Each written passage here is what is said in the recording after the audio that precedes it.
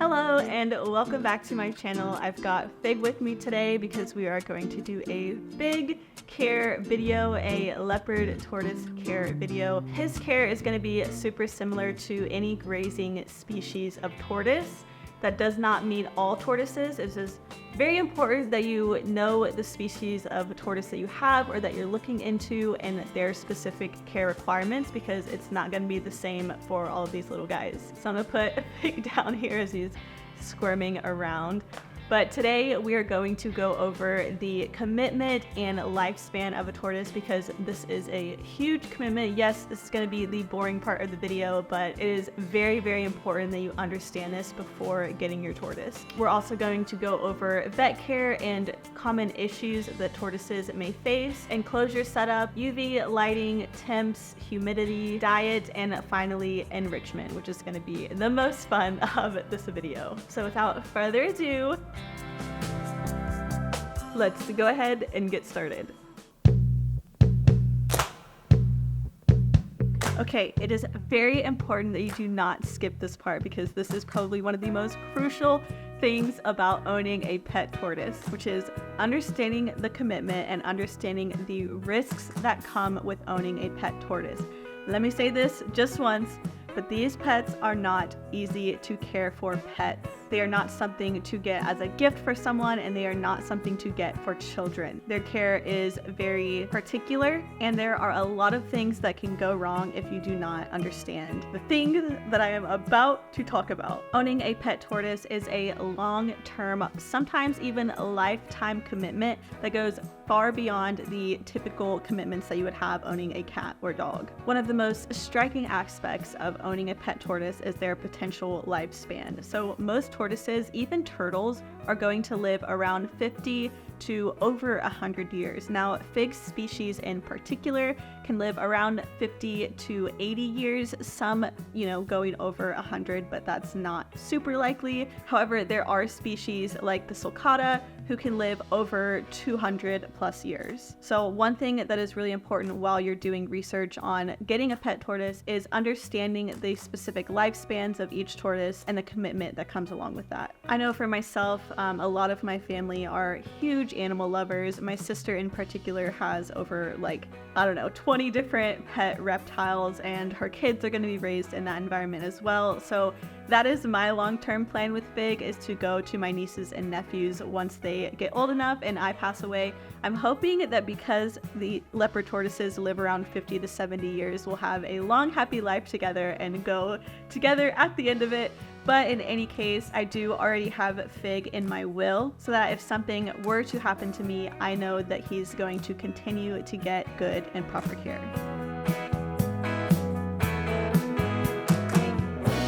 One of the most common issues that pet tortoises can have is called pyramiding, and this is when the individual scutes, I believe that's what they're called, sections of their shell grow in kind of like a pyramid formation. This is a bone abnormality that can really be damaging to the tortoises if left to its own devices and not, there's no treatment for it. It's just proper care and making sure that the care is correct. When it develops really severely, it can be incredibly painful for the tortoise, and that's just not a good life. So it's really important to look over your tortoise, make sure that you don't notice this. I will say a little bit of pyramiding is not harmful. Even Fig has a little slight pyramid here at the top of his shell. And this is from when I changed his enclosure over. I did not have the humidity monitored correctly, so I was able to identify the issue, get it fixed, and now hopefully this won't get any worse over time. Once pyramid starts, it's impossible for it to go back down or fix itself, but you can stop it from getting any worse. And eventually, as long as I continue to monitor it and make sure that he's getting all of the proper care, once he gets bigger and bigger, you will begin to notice it less and less. There are many, many causes to pyramiding, which is why I say that their care is incredibly particular. So pyramiding can be anything from improper diet, low humidity, too much or too little UV lighting, and overfeeding. That's why it's really important to understand how all of these things work together and the proper care for your tortoise so that you can hopefully avoid pyramiding altogether. Another really common issue in pet tortoises is respiratory infections. Now, Fig actually had a respiratory infection when he was little itty bitty. I had to take him to a vet and inject antibiotics every single day, which was a horrible experience for the both of us. Thankfully, he hasn't had any issues since then, but it is a very common issue among pet tortoises. Respiratory infections can be caused by a cool or drafty environment, low humidity, poor hygiene, and even stress. There are a lot of different symptoms for respiratory infections. Some of the most common to look out for are wheezing, clicking noises, or whistling sounds, any sort of open mouth breathing or basking. With Fig, I noticed that he had a runny nose and actual snot bubbles coming out of his nose, swollen or puffy eyes, and of course, lack of appetite. Now, if you do notice any of these symptoms in your tortoise, it is so important to get them to an exotic vet immediately. I obviously have a really large platform on Instagram, and I get DMs all the time saying, da da da da is wrong with my tortoise, it's having all these symptoms, what should I do? And my best response to these messages is take it to a vet. As soon as you notice that something is wrong with your tortoise, you need to take it to a vet. And if you notice that you don't have any exotic vets in your area, or you don't have the money for exotic vet visits, which are incredibly expensive, then maybe a tortoise is not the best pet for you. To prevent respiratory issues from happening in your tortoise, although sometimes things just happen, but if you keep a nice warm enclosure for your tortoise, especially at night, the proper humidity and ventilation, regular cleanings, and of course monitoring your tortoise for any sort of stress is going to be your best bet. Kusa has decided to join me, but that concludes this little section of the video. Let's move on to some more specifics for leopard tortoise care.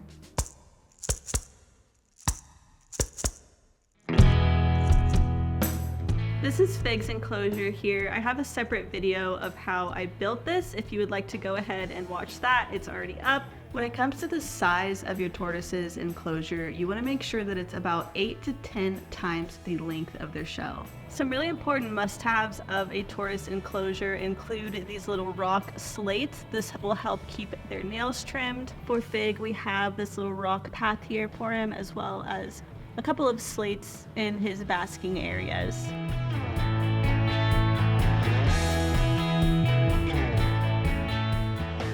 Next, you should have a couple of different hides for your tortoise. I have this rock one here. He can also hide back in these little shaded areas from the foliage that I have. He's got another little wooden structure here that he can choose. And again, a couple more hidden areas in this foliage that he seems to really enjoy as well. You should also obviously have a place for them to eat and drink, which we'll get more into later. It's important that your tortoises have a clean, hard surface to eat from. The reason it needs to be hard is because their beaks can overgrow, and when they eat from a hard surface, their beaks will scratch along the surface, which will help keep their beaks trimmed. And for the substrate, I like to use coconut coir. I don't know if I'm saying that correctly. But it's a really great substrate for them. Substrates like sand or dirt can be kind of harmful sometimes, especially if they ingest it. Sand can cause fatal impactions. Coconut coir to me is like the ultimate substrate because they can eat it and it won't cause any issues. It's really easy to clean and it's pretty inexpensive. The only issue with cocoa coir is that it can be a little bit dehydrating if it's kept really dry. So once a day I like to mist the enclosure so that it's not dehydrating Fig. When it comes to cleaning his enclosure, I just spot clean it about once a day with this little scooper here. And then about once every 3 months, I'll replace all of the substrate. And then once every 6 months, I'll do a deep clean with this terrarium cleaner here. It's safe for amphibians and reptiles, and that keeps it about pretty good.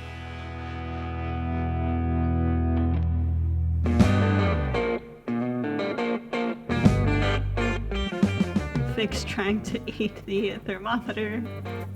The ambient temperature of the enclosure should be around 75 to 80 degrees. And at night, the temperatures shouldn't drop below 65. The best range would be around 65 to 75 degrees. For his nighttime temperatures, I make sure all the lights are off, and I just make sure that my house doesn't drop below 65. I usually keep it around 70 at night, but it is important to make sure that if you do have a cooler house, that you have a heat lamp that doesn't produce light, because tortoises have a natural circadian rhythm that follow the day-night cycle. And so if you have a lighting on in his enclosure, it can disrupt that cycle, it can cause stress, and it can even affect their digestive system. We use halogen heat bulbs for his basking spots. To monitor the temperatures, you can use these light dimmers and plug them into the heat bulbs that you use. We have two different basking spots for Fig. One is more on the dry side of his enclosure, while the other side and other basking spot are more humid. We have two 12% Arcadia linear UV bulbs in Fig's enclosure. Now, it is very important that the bulbs are linear. The issue with using regular compact bulbs is that they have inconsistent UV output, and 2, they concentrate the UV in such a small area that it can really be hard to gauge the amount of UV your tortoise is getting. It could either be getting way too much or too little. That's why linear bulbs are by far the best choice that you can use. I have these lights on timers. They run for about 12 hours every single day. We also have the lights about 15 inches off the ground. The distance that you have your lights is very important. Again, too much or too little UV can cause pyramiding in your tortoise. Lastly, it is important to make sure that you replace your UV bulbs every 6 to 9 months. The UV does deplete over time, so if you want to make sure that your tortoise continues to get UV, which it does absolutely need UV in order to be healthy, then you should be replacing those bulbs every 6 to 9 months.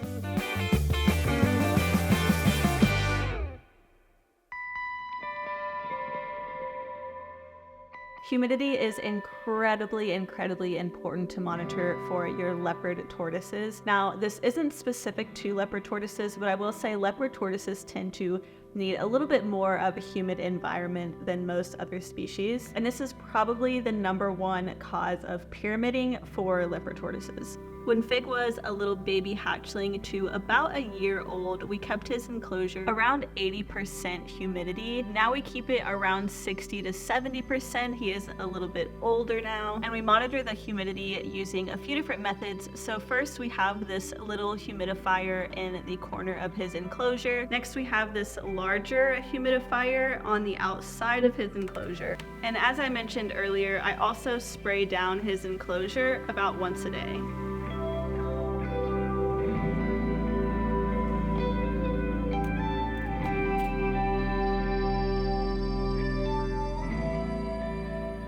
Another really important part of tortoise care and making sure that they are properly hydrated is giving them weekly soaks in warm water. The water shouldn't be so hot that it's too hot for your hands to touch, but it should be pretty warm. When Fig was a hatchling to a year old, I did this around every other day to about 4 times a week. But now that he's gotten a little bit older, I just do it about once a week. The soaks should last around 15 to 30 minutes, but they are a crucial part for maintaining a tortoise's hydration, digestive health, and skin and shell condition.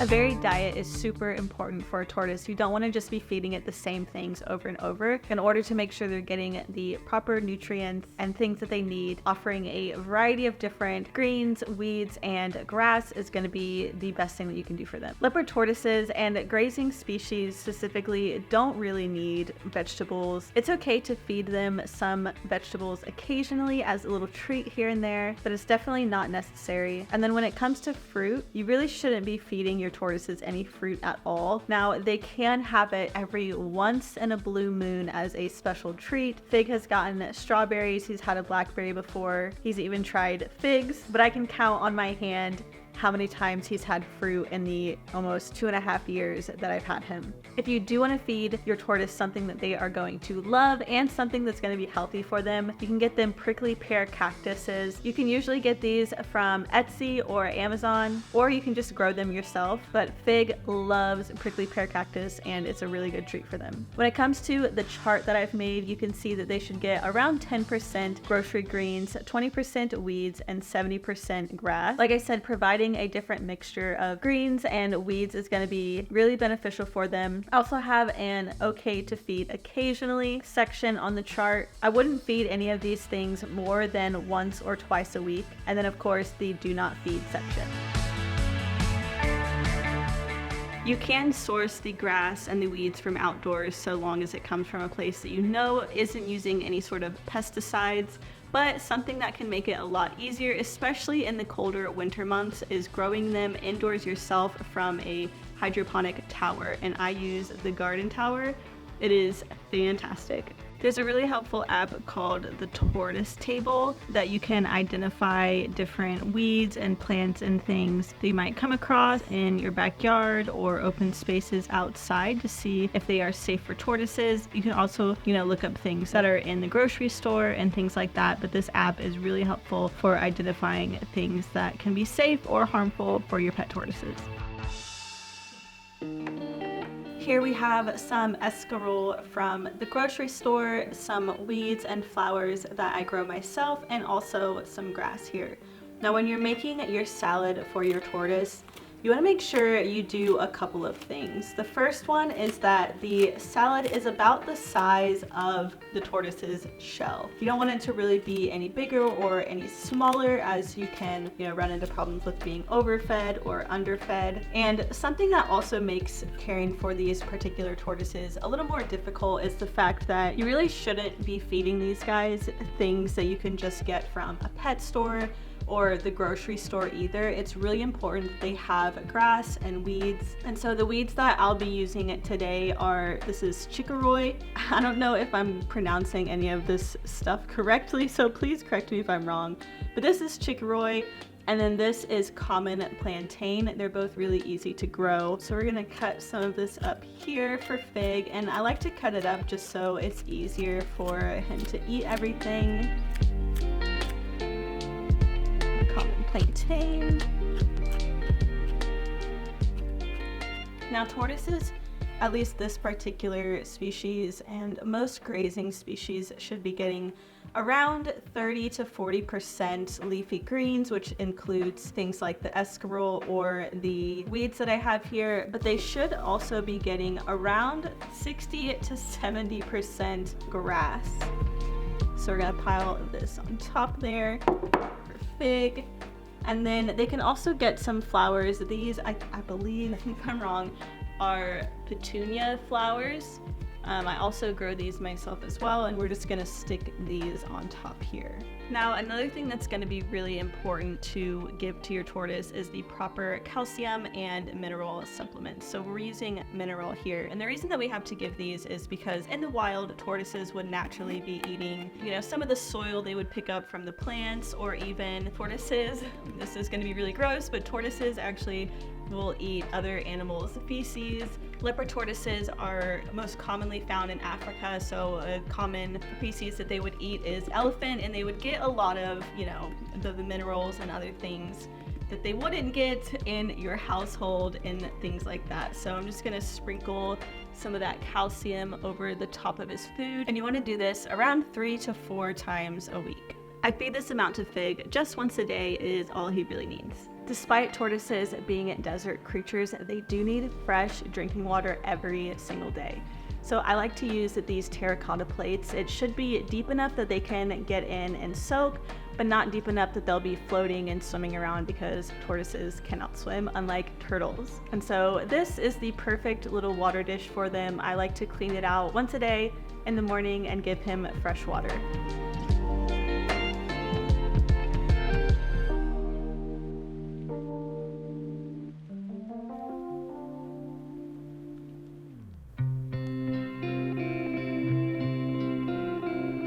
One thing I forgot to mention earlier too is just how big tortoises will get. So Fig right now is about 2 years old. They can grow anywhere from about 4 to 6 inches every single year until they are around 20 years old. So one day Fig will be bigger than a car tire and weigh over 50 pounds. And when that day comes, he will need an enclosure that's about 20 foot by 20 foot, and that'll have to be permanently outside. So that's definitely something to consider when you're thinking about getting a tortoise as well.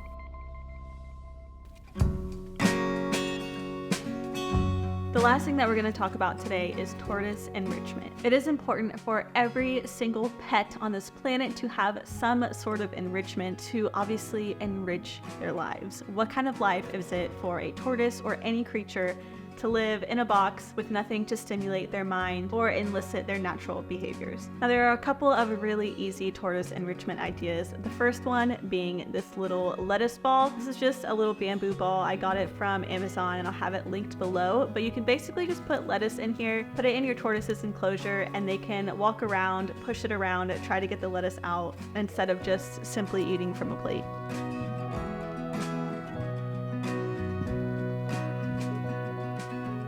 Tortoises are grazers. They like to walk around and eat throughout their day. So another thing you can do is place little treats all throughout their enclosure. You can also put some in a little bit more difficult spots for them to reach. Just gets their brain working. It can also be a little bit more of a physical challenge for them. And as we know, exercise is great for anyone. He's gonna go for the easier one right now.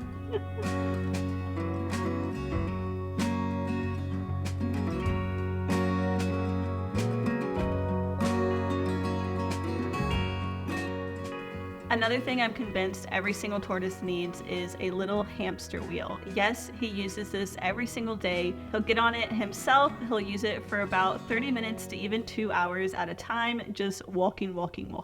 Okay, I think I've about covered everything. If you have any questions, please feel free to leave them below. Don't forget to subscribe to our channel if you haven't already for more pet life content. Whether you have a tortoise or not, I hope you enjoyed watching this video. If you did, go ahead and stop by, say hi in the comments, and thanks for joining us.